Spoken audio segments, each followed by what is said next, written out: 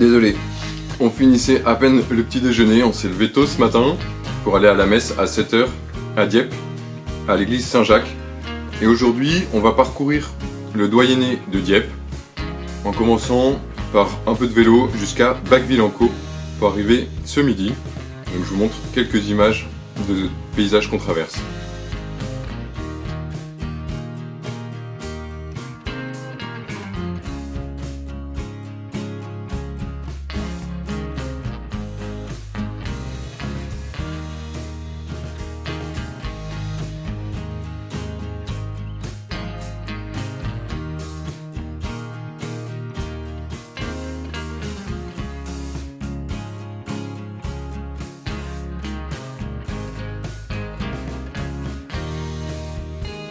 Je me rends compte que je ne vous ai pas encore parlé des doyennés.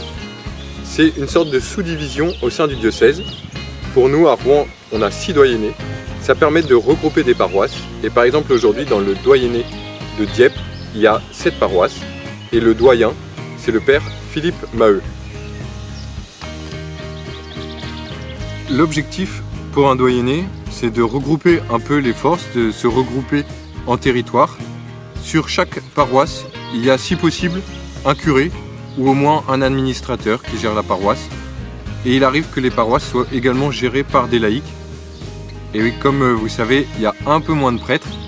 C'est pour ça aussi qu'on vous invite à prier pour les futurs prêtres, pour Louis et Martin, et pour les vocations, pour qu'on ait des séminaristes qui s'engagent pour le diocèse.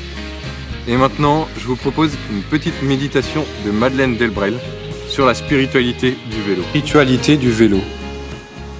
Allez, nous dites-vous à tous les tournants de l'Évangile. Pour être dans votre sens, il faut aller, même quand notre paresse nous supplie de demeurer. Vous nous avez choisis pour être dans un équilibre étrange, un équilibre qui ne peut s'établir et tenir que dans un mouvement, que dans un élan.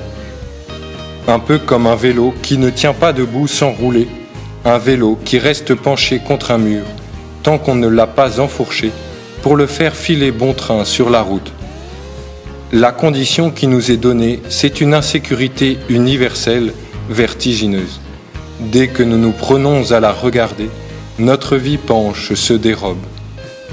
Nous ne pouvons tenir debout que pour marcher, que pour foncer, dans un élan de charité. Tous les saints qui nous sont donnés pour modèle, ou beaucoup, étaient sous le régime des assurances, une espèce de sécurité spirituelle qui les garantissait contre les risques, les maladies, qui prenaient même en charge leurs enfantements spirituels.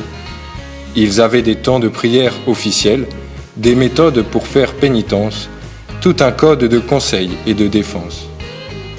Mais pour nous, c'est dans un libéralisme un peu fou que joue l'aventure de votre grâce. Vous vous refusez à nous fournir une carte routière.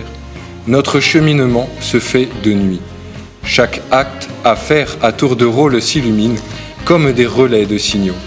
Souvent, la seule chose garantie, c'est cette fatigue régulière, du même travail chaque jour à faire, du même ménage à recommencer, des mêmes défauts à corriger, des mêmes bêtises à ne pas faire.